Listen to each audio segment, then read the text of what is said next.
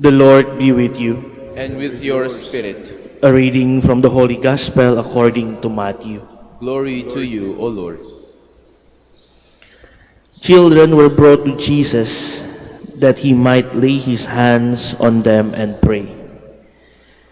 The disciples rebuked them, but Jesus said, "Let the children come to me, and do not prevent them, for the kingdom of heaven belongs to such of them." After he placed his hands on them, he went away. The Gospel of the Lord. Praise to you, Lord Jesus Christ. Please be seated.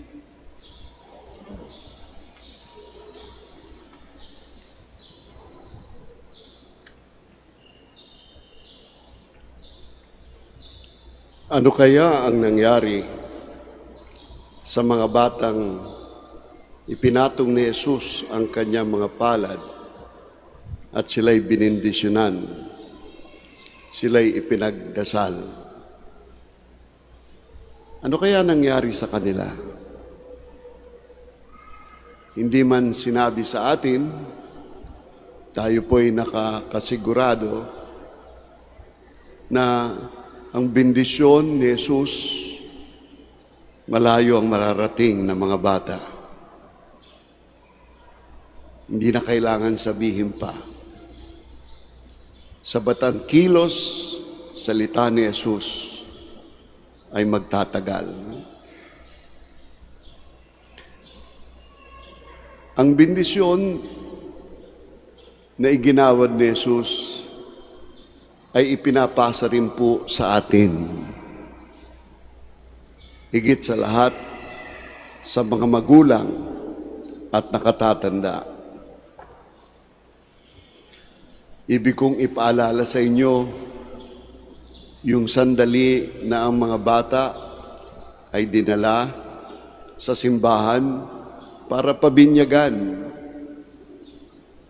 At ang unang-unang ginawa ng mga magulang, ng mga ninong at ninang at ng pari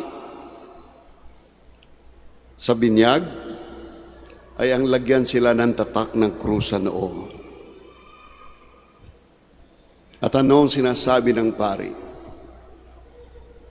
Parents and godparents, you have given your children your first blessing. You should bless them frequently because you have the power to do so.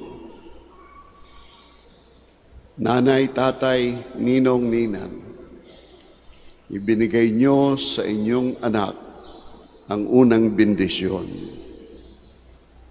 Bendisyonan nyo sila lagi sapagkat kayo ay may kapangyarihang bigay ng Diyos na pagpalain ang inyong anak. Sa ganitong pagkakataon, ipinapaalala sa atin na hindi lang kaming mga pari ang pwedeng magbigay ng bendisyon, ng pagpapala sa inyong mga anak, kundi kayo rin. Tanungin niyo ako kung bakit sa panahon natin ngayon maraming kabataan naliligaw ng landas, nalululom sa masamang bisyo. Bakit? Ang isang dahilan ay sapagkat hindi na ginagawa ng mga magulang, hindi na ginagamit ng mga magulang ang kapangyarihang ibinigay sa kanila ng Diyos, ang bendisyonan ang kanilang mga anak. Naging mas sosyal na nga tayo nawala yung isang napakagandang ugali na kinalakihan ng marami sa atin. Ano po yun? Di yung pagmamano. Pinalitan na nga natin ng mas sosyal. Kaysa mami, kaysa daddy, Kiss naman kay Ninang, kay Ninong. Alam niyo, pag ang batay galing sa laro at pawisan, pag humalik sa inyo yan, ang sasabihin niyo, ang baho mo anak, maligo ka. Nung bata kami, laging sinasabi ng tatay ko pag kami nagmamano, kaawaan ka ng Diyos, anak. Kaawaan ka ng Diyos, anak.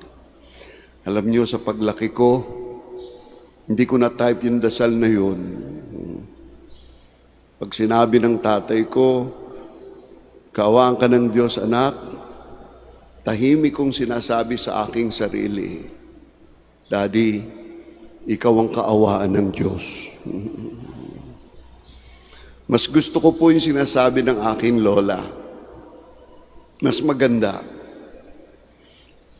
Pag kami nagmano sa kanya, pag ako'y nagmano sa kanya, ang sasabihin ng lola ko, pagpalain ka ng Diyos, anak. Pagpalain ka ng Diyos, apo. Mas maganda yun sa akin.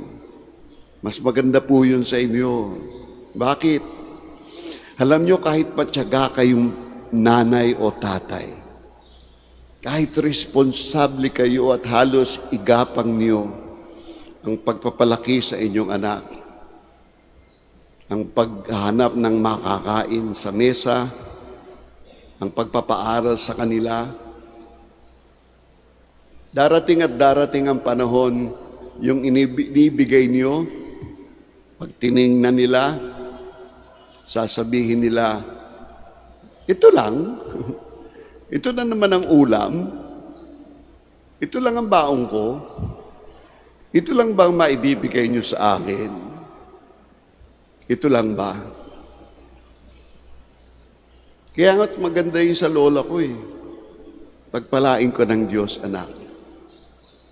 Sapagkat minsan, maghahanap at maghahanap ang mga bata, ang anak. At wala na tayong maibibigay. Pero sa pagpapalang yun, sinasabi natin, pagpalain ka ng Diyos, apo, sapagkat ang Diyos hindi mauubusan ng pagpapala.